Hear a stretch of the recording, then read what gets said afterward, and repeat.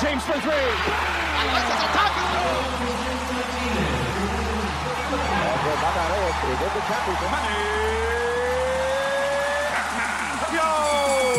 Puso at Lakas, Sports sa Pinas. Kasama sina Coach Jojo at Coach Janet Villa.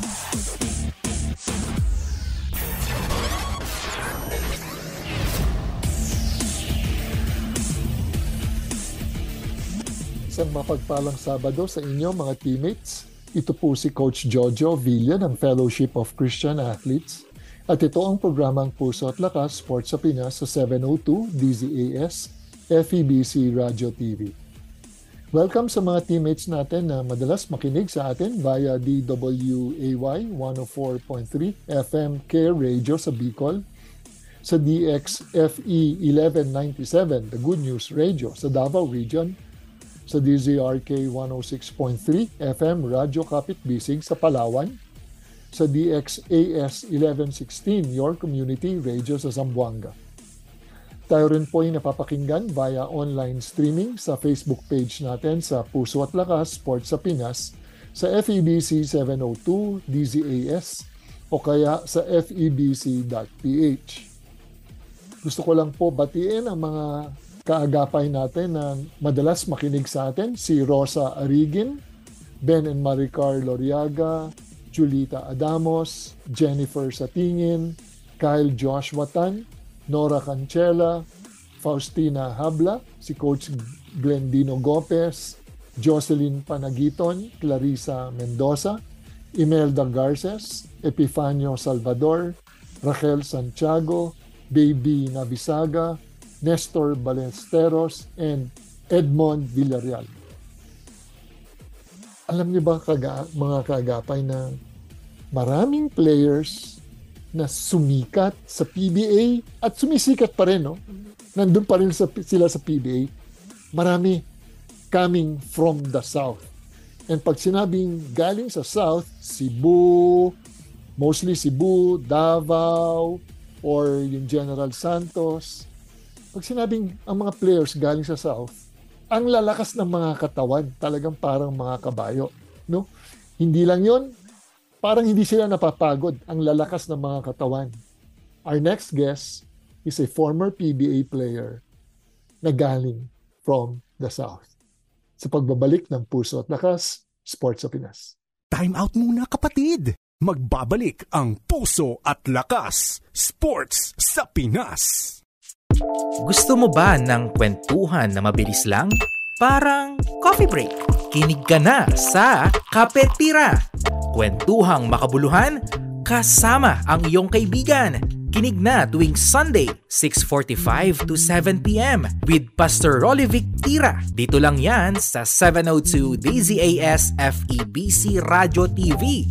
Agapay ng Sambayanan.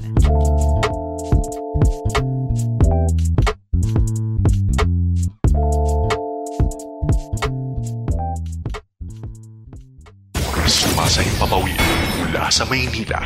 Ito ang Far East Broadcasting Company Philippines. FEBC.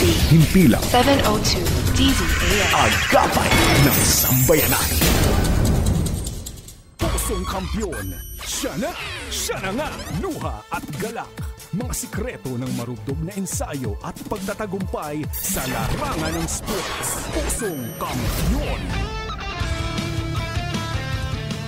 Magandang hapon mga kaagapay. Our guest is a former PBA player. Hindi naman lahat kayang umabot sa PBA dahil masyadong masikip at pag umabot ka ng PBA, you are considered one of the best. Diba? So let's all welcome Coach Lawrence Tata Merced. Hi Coach Tata. Hello, Coach Joe, and hello, everybody. Thanks for having me. Nako, Coach Tata, no? Iniisip ko, ang daming players na galing sa South. Mga kaagapay, si Coach Tata, galing siya sa Cebu, no? Pag sinabing Cebu or yung South, ang daming mga players na na-produce, no? Nandyan si Mon Fernandez. Sino pa ba? I think si Abit Gidaben, no? Taga South rin, no? And yung MVP, lagi si Junmar Fajardo. Ano ba sekreto dyan sa Cebu? Bakit ang daming napuproduce ng mga players dyan? Well, siguro ang mga Cebuano talagang mahilig. Talagang yung competition mataas kasi dito hindi naman katulad din ng Manila, no, na grabe din ang coaching, but dito nasa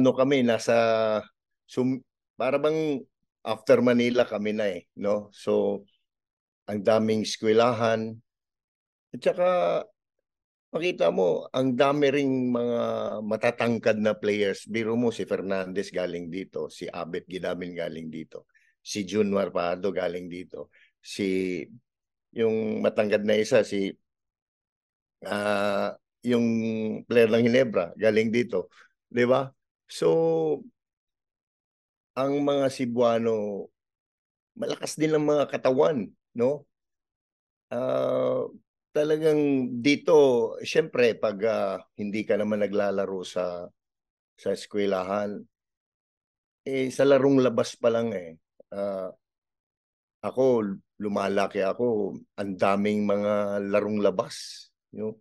Doon ka mahahasa no? May larong labas, may mga pustahan, mga ganyan. So talagang mataas ang competition dito at saka ang mga player passionate, no? Mahilig at saka may dream, no, na pumunta diyan sa Manila kasi wala namang PBA dito, di ba? So katulad ko, talagang my one big dream before was to really go to the PBA. So, ganyan. Alam mo, Coach Tata, no? Pag sinabi kasing PBA, the cream of the crop, no? And syempre, yung mga coming from the South, no? Napansin ko, ang lalakas ng katawan. As in, talagang parang mga kabayo, parang mga mule, tapos parang mga kalabaw. Ano ba ang kinakain dyan sa Cebu or sa South na bakit ang titigas ng mga katawan ng mga player dyan? Sabi nila, mais daw ang kinakain dito. Pero, siyempre, no, karamihan kasi yung trabahong probinsya ba, yung hindi naman lahat ng, karamihan ng mga players dito, yung nasa middle class. So, yun, galing sa farm, no? Yung bang tipong mahilig sa pag-iigib ng tubig, yung mga ganong klaseng trabaho, hindi yung katulad ng, of course, Manila. It's really a city, di ba? No? Ang iba naman ang buhay ng syudad, no? Dito, marami kang yung makikita mong mga players sa tabi-tabi na yung talagang sanay sa trabahong bahay, halimbawa, yung iba siguro may farm, nagfa-farm, yung iba construction, yung bang nagsa-sideline na gano'n. Talagang hindi mayayaman, no? Karamihan middle class lang, tapos mahilig maglaro at merong heart to really play, may mga dream na malalaki, no? Yan ang laro dito, natural lang yan. Kahit saan ka, may court. Pati naman sa Manila may court din, pero dito talagang pinaglalaban yung, halimbawa, yung larong tabi-tabi lang. Makikita banatan banatan talaga laro. Kaya pag mahina ang katawan mo, talagang hindi ka no. I remember when I was still a kid, no, yung lalaro ako sa park. Nagipaglaro ako sa mga malalaki. Siyempre, pag medyo maliit ka pa, hindi ka maisali doon sa mga malalaki.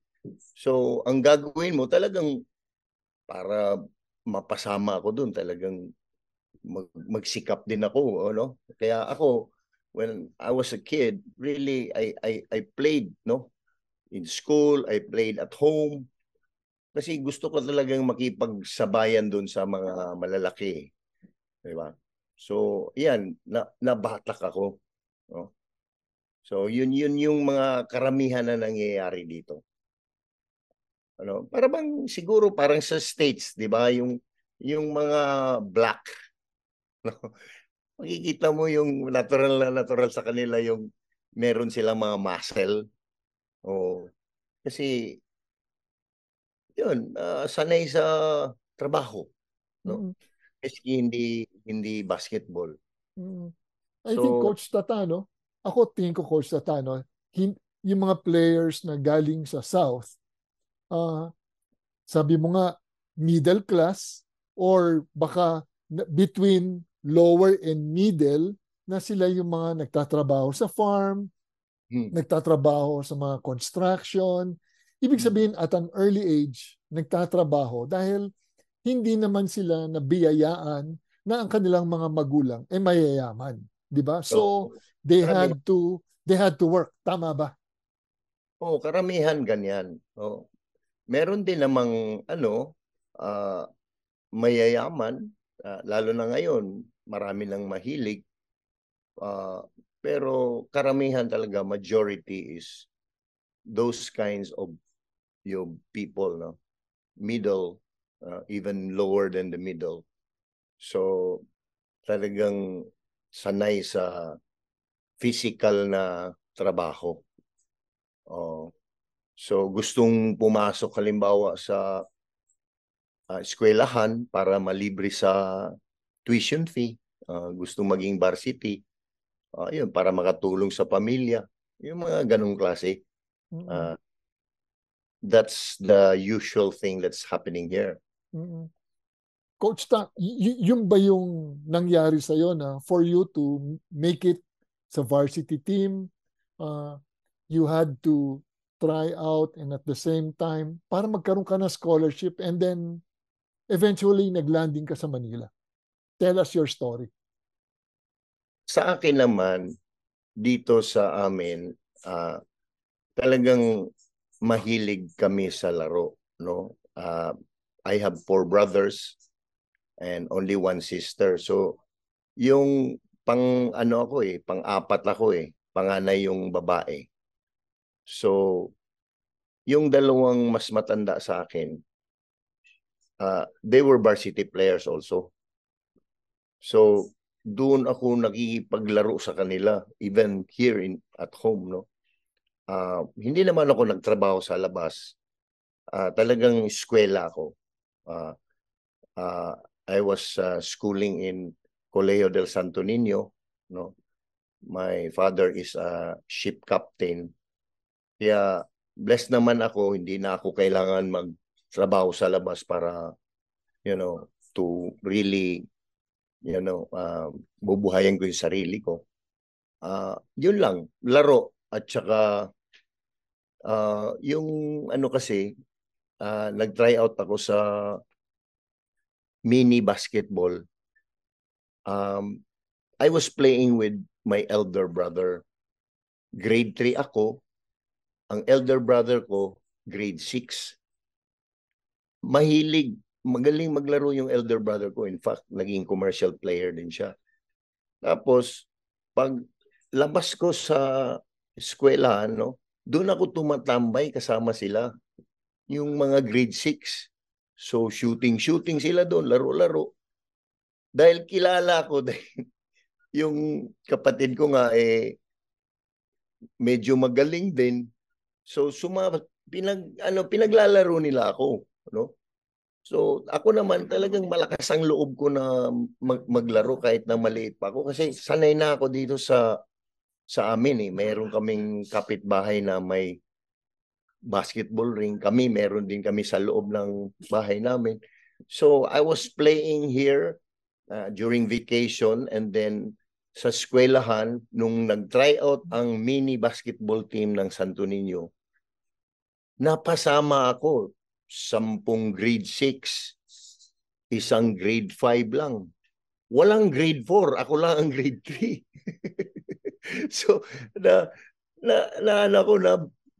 biyayaan ako na mapasama dahil nga sa brother ko nandun. Tapos, yung pari naman dun sa Santo Niño, nakita niya ako na talagang takbo ako ng takbo, agaw ako ng agaw ng bola. So, natuwa siya. So, kinuha nila ako.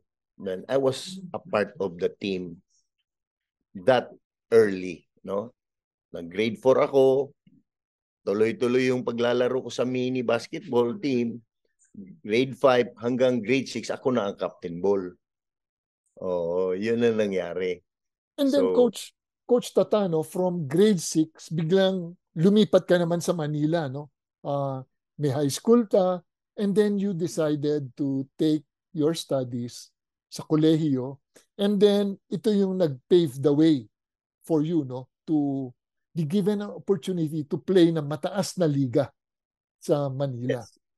Ano ang diferensya ng basketball nun sa Cebu compared sa Manila? Well, nung high school ako, nung 4th year ako, 'di ba? Naglaro ako sa varsity. So praise God, no, nag-MVP ako. Tapos during my college first year, yung coach ko sa high school, coach ko sa college, kaya kinuha kaagad ako. So naglaro ako ng first year college, varsity, San Carlos, and then naging commercial player ako. Tapos about 2 years naglaro ako sa commercial, kinuha ako sa Manila. Then I went to Manila at the age of 19. Yon. So ang diferensya, well,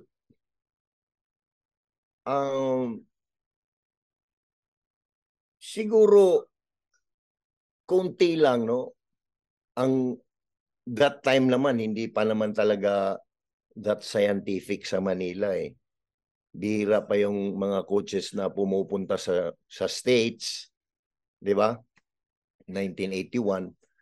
Tapos babalik dito, iba na ang tinuturo, no?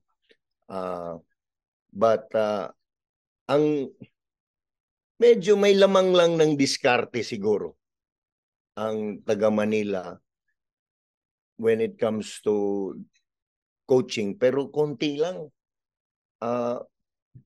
Lumalaban pa rin talaga ang mga Bisaya kasi pag once naturuan na doon, 'di ba? Lalo ring gumagaling kasi siyempre nandoon na kami, 'di ba? Tapos yung mga coaches doon, siyempre tuturuan din kami ng anong style dito or sa Manila. Kaya lalo kaming gumagaling. Nakikita namin yung mga style dito sa Manila, kinokopya namin, dinadagdag namin sa amin. Pero dito pa lang, wala na, sanay na kami sa larong labas, larong ko. Kasi napansin ko dati, ang mga Cebuano, hindi basta-bastang pumupunta sa Manila kung hindi hinog. Hindi katulad ngayon, high school pa lang, kinukuha na eh. Pag nakita, potential ito So doon pa lang high school, nando na. Hanggang naging college. Di ba? Katulad nila Pugoy. High school pa lang yan, kinuha na sa Manila yan eh.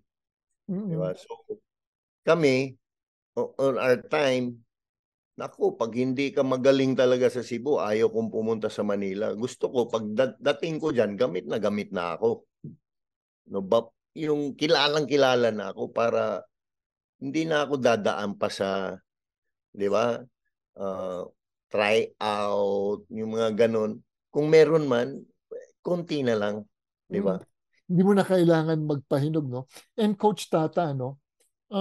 Tingin mo, ano ang meron ka that made you successful or made you being able to achieve your dream, no? Kasi may mga nakikinig sa atin na mga magulang, kung meron sila mga anak, importante kung ano yung mababanggit mo na ano yung meron kaya umabot ka doon sa mataas na level. Unang-una, dapat meron kang dream talaga. yun ang nangyari sa akin. Even when I was still a kid, yun ang nag-i-inspire sa akin eh. Yun ang nagbibigay sa akin ng disiplina din, no? Na umayaw sa mga bisyo. Doon nadaanan ko rin ng konti yung bisyo, pero because you have a dream, para bang ayaw ko ng ganun kasi meron akong dream eh. Ayaw ko ng magbisyo, ayaw ko ng, di ba? So, yun ang nagbigay sa akin ng parang disiplina para umabot ako sa gusto kong abutin. Kaso lang, along the way, hindi lang naman yun ang kailangan. Kaya marami ding mga ups and downs talaga. No? Coach, Kaya, ano yung mga kailangan? Anong tingin mo ang mga kailangan? Mga hard work. character traits, okay? Na kailangan. Dreamer ka, no? So, sabi nga sa Bible, without vision, you will die. You will perish. Di ba? So, kaya buhay na buhay ka kasi may dream ka eh. Kahit na minsan may mga setbacks, pero nakatingin ka sa dream mo, nalalampasan mo. Say, di bali yan, okay lang yan. Of course, pangalawa, you work hard. Grabe, trabaho talaga. Yung dati, when I was high school, nagja-jogging ako papuntang school. Yung gamit ko nandoon na sa school. Pagdating ko sa school, maliligo na lang ako doon, kakain ako ng breakfast, tapos punta na ako sa school. Tapos I remember one time yung valedictorian namin, katabi ko sabi ko, pare, bakit? Anong ginawa mo? Bakit parang inaantok ka, ganun? Kasi medyo inaantok ako sa first subject. Sabi ko, nag-jogging ako, pare. So, bakit ba nag-jogging? Sabi ko sa kanya, gusto ko mag-PBA, pare. Kasi dream ko nga eh. Di ba? Sinasabi ko na sa kanya. Kaya nga, nung nagkita kami in the course of time, nagkita kami ulit, nagbibiroan kami, or nagtatawanan kami, ikaw dati, may dream ka na, ganyan. Sabi pa nga niya sa akin, sinasample kita sa mga talk ko na ikaw yun. So, anyway, dream, hard work, at saka discipline. You must take care. Sabi nga sa Bible, God put man in the Garden of Eden to work it. You must work for it. No? And take care of it. So, hindi lang work, you have to take care. Kasi trabaho ka ng trabaho, tapos hindi ka naman natutulog ng maaga. Nagbibisyo ka naman, you're not taking care, or hindi mo inaayos yung pag-iiskwela mo. Kasi ngayon, if you're a player of the school, you must also study hard. Kasi kung bagsak ka, hindi ka pwede maglaro eh. Diba? So, ayaw ko naman na magaling ako sa laro, tapos hindi ako marunong sa eskwela. So, I made sure na top 10 ako sa klase. Yun lagi ang ko, meron akong goal. Top 10 ako lagi sa klase. Hindi ko kasi aside from being a basketball player, after basketball, where am I going? Diba? Hindi naman buong buhay puro basketball ka na. Katulad ngayon, after basketball, meron akong trabaho. Diba? That's true, no? Coach Tata, anong mga natutunan ko sa'yo? Gusto ko yung binanggit mo na you should have a dream. Meron kang pangarap. Siyempre yung dream na yon, dinagdagan mo na ano yung mga goals mo para umabot ka sa dream na yon. And then, siyempre, coupled with hard work. Hindi lang, sabi mo nga, hindi lang working on it, but taking care of it, no? Katawan mo, everything. And then, discipline na ikaw ay nag-aaral dahil hindi ka naman makakalaro kung ikaw ay ineligible. Dahil pag bagsak ka, hindi ka makakalaro. No? Coach Ta, ano yung mga feeling mo ano yung mga failures mo? Feeling mo na, and dun ka natuto? Marami. O sige, name a few. Okay. Unang-una, ang tao kasi pag medyo marami nang na-accomplish, katulad ko at a very early age, 19 years old, nandun ako sa Mikaa, di ba? So bihira yung ganun eh. Yung ulo ko lumaki. Yan.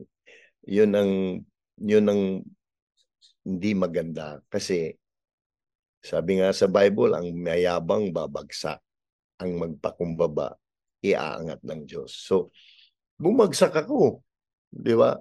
Nag-try out ako sa RP team. Hindi ako nakuha. Di ba? Yung biro mo 3 times yun.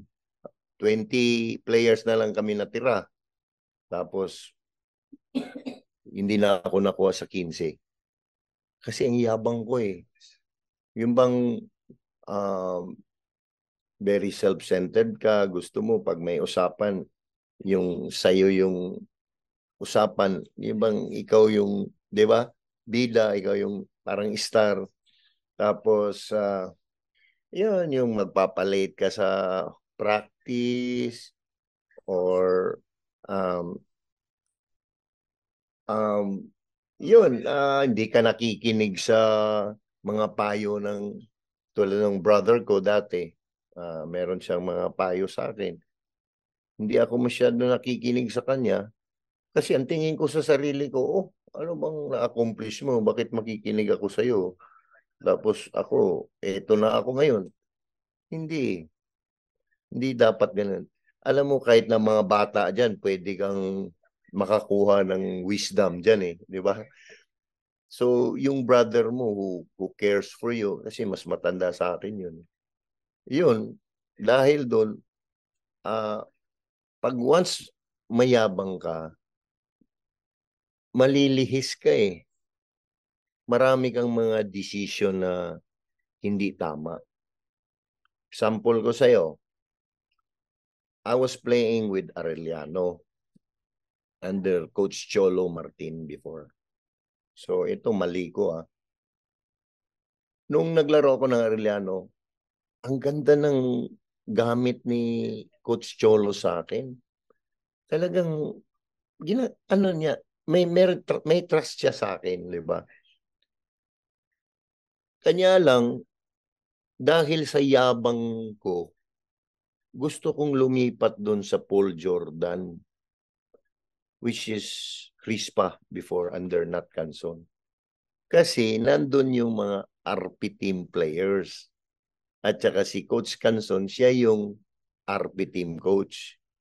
So, para bang self-promotion, gusto kong i-promote yung sarili ko. Ang ganda ng gamit sa akin dito. Hindi naman kalayuan. Arellano at saka Paul Jordan. Big sabihin, pwede kang gamit na gamit ka dito, tapos in due time, darating ka rin doon. Di ba? Kasi, alam mo, ipopromote ka ni Lord kung faithful ka sa maliliit. Nangyari sa akin, ako ang nag-promote sa sarili ko. Pinipilit ko yung kaibigan ko na makapasok ako sa Paul Jordan. Pagdating ko doon, hindi naman ako gamit na gamit kasi ang daming star doon. Di ba? Maraming mga gagaling. Pero dito ako sa Arellano, gamit na gamit ako. I was just being too much in a hurry. No? Yung bang masyado ko nagmamadali na maabot ko yung gusto kong abutin. No, hindi kayong importante kasi meron kang magandang relationship doon sa coach mo. Pag ginamit ka naman, very grateful and thankful ka. Huwag mo naman siyang iwanan agad, di ba? O, di ba? Ginagamit ka niya ng husto eh. Bakit mo aalisan? So, yung mga bagay-bagay na ganun, hindi ko pa naintindihan yan dati. I was just thinking of performance. I was not really thinking of character. Which is very, very important na skillful ka, pero at the same time, maganda ugali natin. Kasi kung titignan mo sa Bible, yun yung dalawa eh. Sabi ng Diyos, skillful hands, and integrity of heart. No?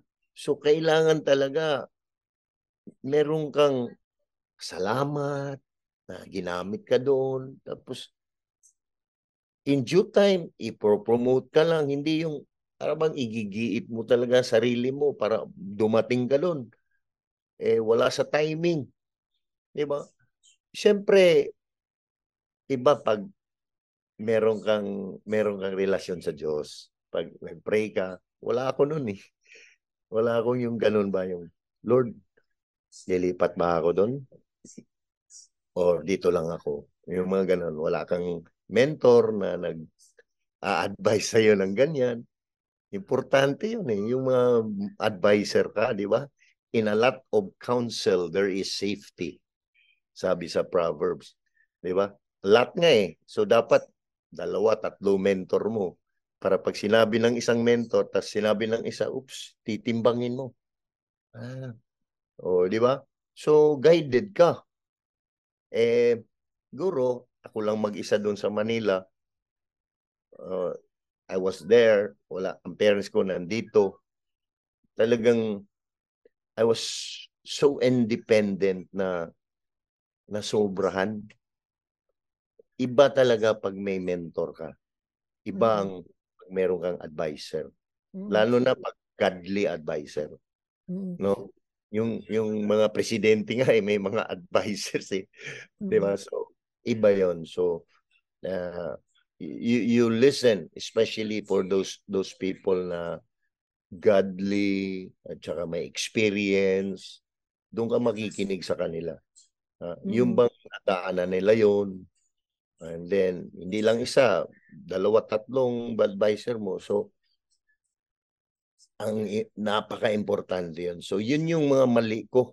Masyado akong nagmamadali. Kaya, kung sa Cebuano, napandol, masyadong nagmamadali eh. Di ba? Yung lakad mo na nadapa ka o nangyari sa akin. Coach Tano, dahil nga, minsan nga dahil sa pagmamadali natin, yung pinipilit natin mahinog, no? Yung isang bagay.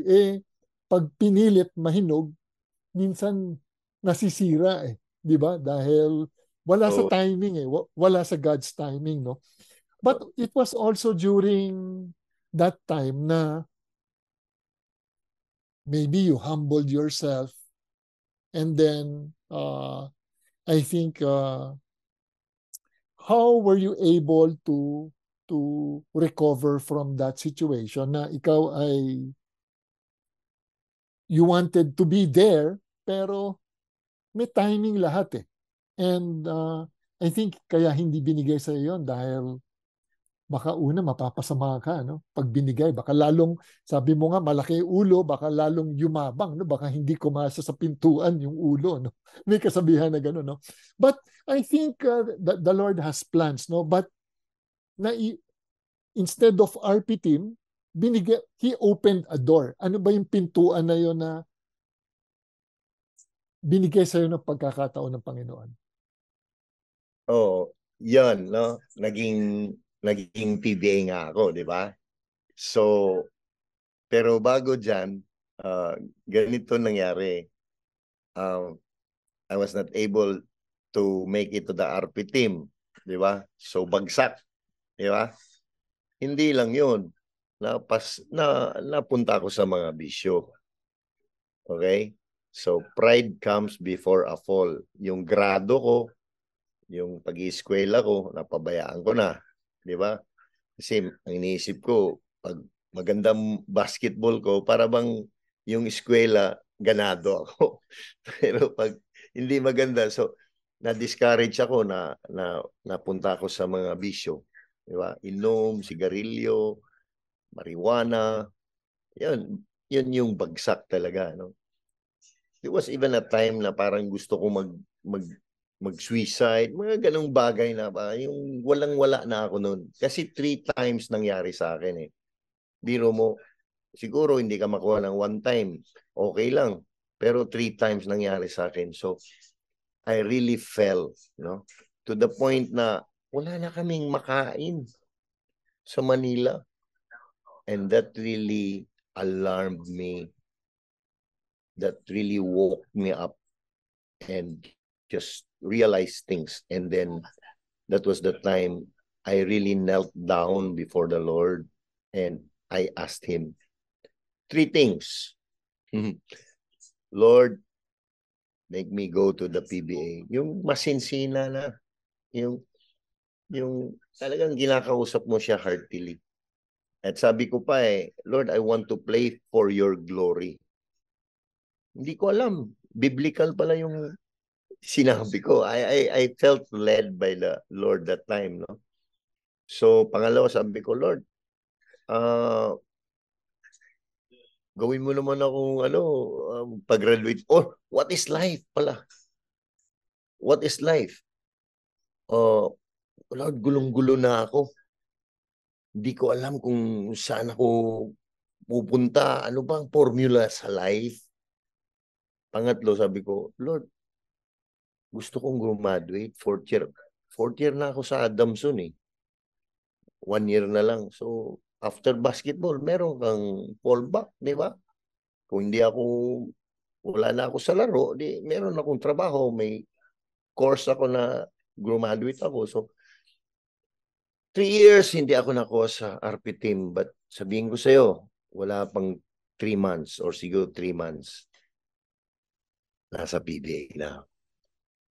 Sabi nga God opposes the proud but gives grace to the humble. So nung nag-humble na ako, humingi ako ng tulong sa Kanya, Lord, kailangan ko tulong mo. Yun ang gusto ni Lord na magpakumbaba lang tayo sa harap Niya. Yan, nag-pave ng way na mapunta ako sa great taste. Yan. So yan yung unang ko.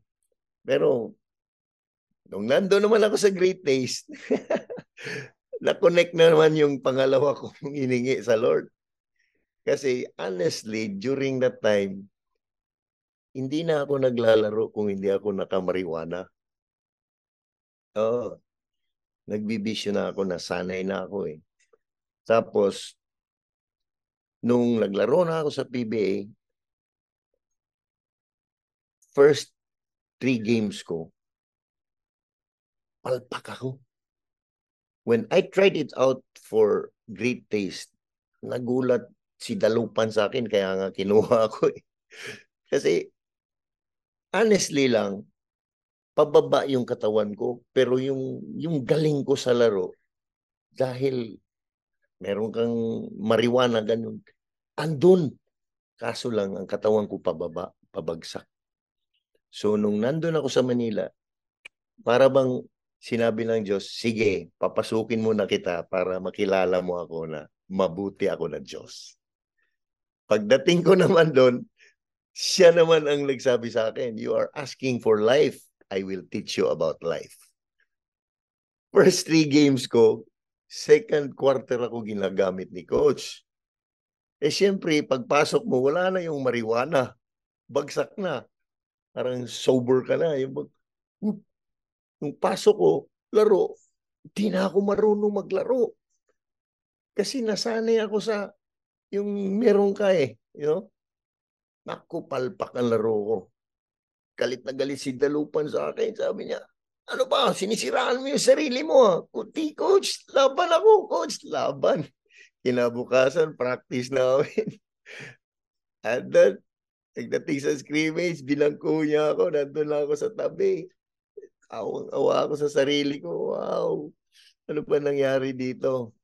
Because during that time, sabi ni Ricardo Brown or ni David Dalupan, dumating na si Ricardo kasi si Ricardo, our superstar, Ricardo Brown, went to the States for a while. And then when he came back, meron kaming fellowship, dinner, welcome namin si Ricardo. Sabi ni Coach Dalupan, nandito na si Ricardo, meron tayong fellowship mamayang gabi. After practice. Sabi ko kay Coach Dalupan, Coach, hindi ako pupunta, nag-alibay ako.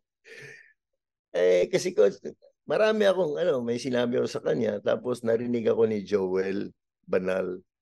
Sabi ni Joel, pare, bakit tayo pumunta doon? team tayo, pare. Sabi niya sa akin, punta ka. Ini-encourage niya ako bigla. Sabi ko, oh, bakit si Joel, magaling yun mag-encourage eh. Di ba? At siya, during that time, alam ko na he is a believer of the Lord. No? Maka-Diyos na tao. Sabi ko sa kanya, nagkwentuhan na kaming ganun. Hindi na nga ako umalis eh, dahil na-convince niya ako na magpaiwan at sumama na lang sa team. Sinabi ko kay Joel, kwentuhan kami, ko, Jo, meron akong Bible sa amin. Binigyan ako ng players ko sa Adamson. Ha? Kasi nag-coach ako sa Adamson IE department. Sila, kinuha nila ako eh because I was playing with the IE department. Yung Inter-IE, kalaban Mapua, yun. Lagi kaming champion noon, praise God, no? Kinuha nila akong coach kasi alam nila, PBA na ako. Tapos, binigyan nila ako ng Bible. Gift. Before the opening of the PBA, siguro a week before the opening, binigyan niya na akong gift. Bible, nagsulat sila, nag-dedicate sila, parang congratulations ko. Sabi ko, ano, itatapon mo, Bible, di ba? Tinabi ko lang, ganyan. Nang nagkwentuhan na kami ni Joel, biglang pumasok sa isip ko na, sabihin mo kay Joel, may Bible ka. So, sinabi ko sa kanya, sabi naman niya sa akin, pare, basahin mo, tapos magkwentuhan tayo. Doon na, alam ko na yung bang ang Diyos, pag kinakausap mo na siya, yun ang gusto niya. Pagrelasyon ka sa kanya. Kasi doon kanya i-guide. No? Doon siya kikilos eh, kasi nakikipag-usap ka na sa kanya eh. So, ang nangyari, basa na ako ng basa, sabi ni Joel sa akin. Basahin mo ito ha. John 3. Okay? So, basa naman ako. John 3, 1-7. Ganun. Pagdating ko doon, sabi niya, magkwentuhan tayo before practice, after practice, ganyan. Kasi sige, tuwan-tuwa ako kasi may kaibigan na ako. Diba? Rookie kasi ako eh. I was a rookie, a champion team, like Great Taste. Sino ba naman ako? Diba? But God used Joel, no, to reach out to me, no? Tapos ayun, nagkwentuhan na kami. Doon ko na laman na kailangan pala ma-born again ng tao para mapunta sa langit. Nakita ko eh. Unless a man is born again, you can never see the kingdom of God. Kasi nalaman ko na lang, hindi pala religion. Relationship pala. No? You talk to God through prayer. God will talk to you through His word. Sabi niya, kailangan mo gawin yan. So you must be born. What's born of the flesh is flesh. Naisilang ka, galing ka sa tatay mo, nanay mo. Makasalanan ka dahil sa ginawa ni Adan at saka ni Eva. Tapos kailan ma-born in the spirit ka. Pagtanggap mo kay Jesus, sabi niya, I gave you the power to become my child. Children not born of human descent or husband's will, but born of God. So once you receive Jesus, the Holy Spirit will come into your life, into your heart, and then, yun, para bang, pag nagbabasa ka ng Bible, lalo mo nang maintindihan kasi tutulungan ka na niya. At kung meron kang ginawang kasalanan, joking ka, mali yan. So kahit saan ka, nandun na yung Holy Spirit. Yun ang gusto ng Diyos sa atin. We must be born in the Spirit. Because He is Spirit, hindi naman siya flesh eh. Di ba? Hanggang magpakailan pa kung flesh siya, hindi. Tapos na yung flesh niya, naging flesh siya dito, tapos bumalik na siya ulit, di ba? So God is Spirit, sabi ng Bible, those who worship Him must worship Him in spirit and in truth. So doon, naging kaibigan ko si Joel. Tapos, sabi niya, after 2 weeks, sabi niya sa akin, imbitahin kita sa fellowship. Saan ba yan? Ito, sa linggo, daanan ka namin ng misis ko. Tingnan mo lang, wala namang commitment. Sige, punta ako. Naging kaibigan ko na siya. Maganda na yung namin. So, pag linggo, dinaanan niya ako. Pumunta kami dun sa church. Sa Manila, wow, pagdating ko, grabe. Kantahan, iyakan, yung worship talaga na bigay todo, no? Para bang, ano ba itong mga tao to? Wala bang mga problema to? Laying prostrate, ganun, sabi ko, this is it. Sabi ko sa loob-loob ko, ito yung gusto ko. Sarap naman dito. Tapos nung pagdating naman ng preaching, yun, doon sinagot ni Lord yung pangalawa kong hiningi sa kanya. Sabi ko, Lord, what is life? Sabi niya, I am the way, the truth, and the life. No one goes to heaven except through me. Lord, ikaw palang hinahanap ko. Pumunta ako doon sa harap, umiiyak ako, tinanggap ko si Lord as Lord and personal Savior. No? Yung pala yung tanggapin mo siya, yun, na-born again ako doon. Na-born in the Spirit ako doon. Yan. Nung nandun ako, doon na nag-iba. Na-inlove ako sa Word of God.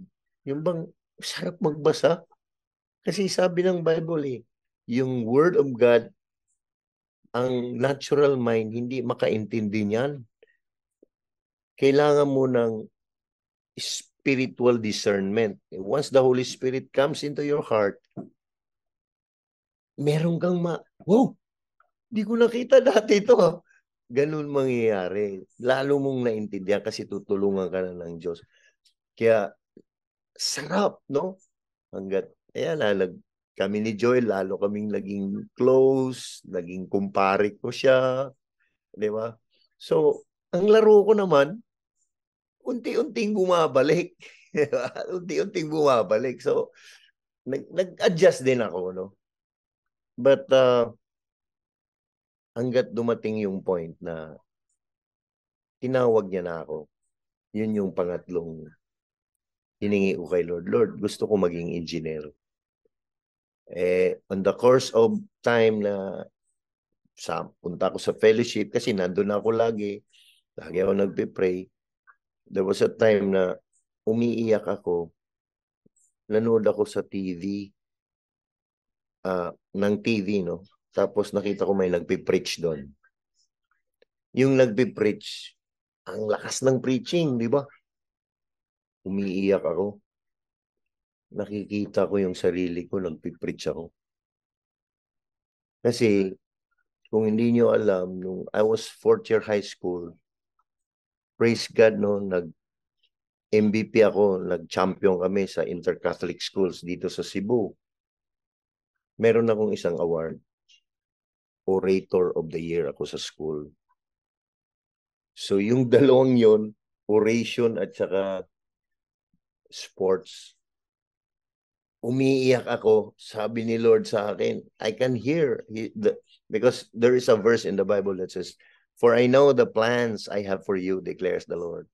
Before you were even born, I know you already. You will be a prophet to the nations. Sabi niya kay Jeremiah, Lord, ano ako?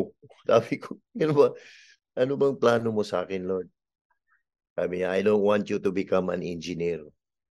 I want you to preach the gospel. Klarong-klaro. Yun yung pag may relasyon ka na sa Diyos at ang Holy Spirit. Sabi nga niya, those who are sons of God are led by the Spirit of God.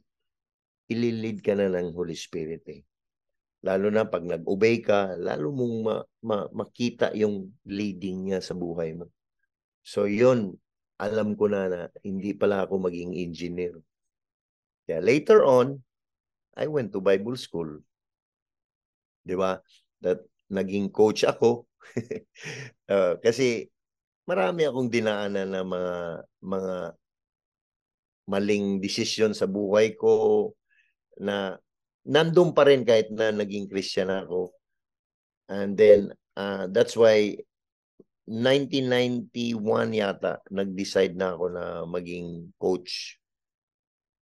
So, nag-shift na ako ng maging coach. So, 20 years akong naging player. Tapos, 20 years din ako naging coach. Since 2011, naging missionary na ako. Parang gano'n. Coach Ta, no? now that you know your calling in your life, no? Mga kapatid, no, mga kaagapay, si Coach Tata is the head of Central Eastern Visayas of the Fellowship of Christian Athletes, and they have the largest ministry sa Pilipinas. Buhay na buhay ang ministry ng Central Eastern Visayas, lalo na sa Cebu City. It is because of the leadership of Coach Tata, no? So coach siya ngayon, but leading coaches and athletes sa Panginoon, to Jesus Christ. Kasi siya lang naman ang tanging daan, no? Coach Ta, do you have a favorite verse that you could share? Well, favorite verse ko is Romans 12, no? Actually, the whole Romans 12 kasi, diyan ko nakikita yung 5 purposes of life, no? Yung Romans 12:1, make your life a living sacrifice, holy and acceptable to the Lord. The principle there is, in everything we do, we put God first, no? And sabi nga sa Bible, and He will direct us and crown your efforts with success. But after that, sabi niya kaagad, be transformed. Do not be conformed to the pattern of the world, but be transformed by the renewing of the mind. So gusto ni Lord kaagad yung karakter natin, baguhin na agad, magbago ka na.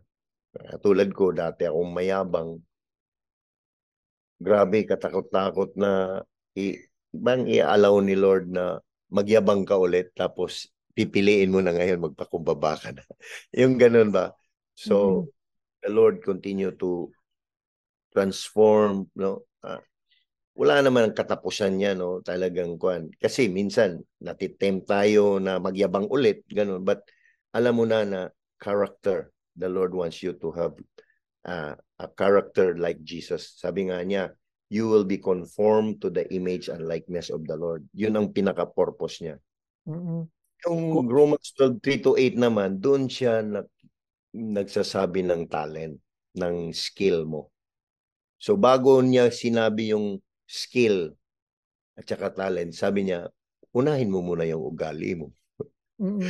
Diba? So, yung 3-8, nandun yung pag-leader ka, you lead diligently, pag giver ka, give generously, pag teacher ka, nandun yung mga abilidad eh.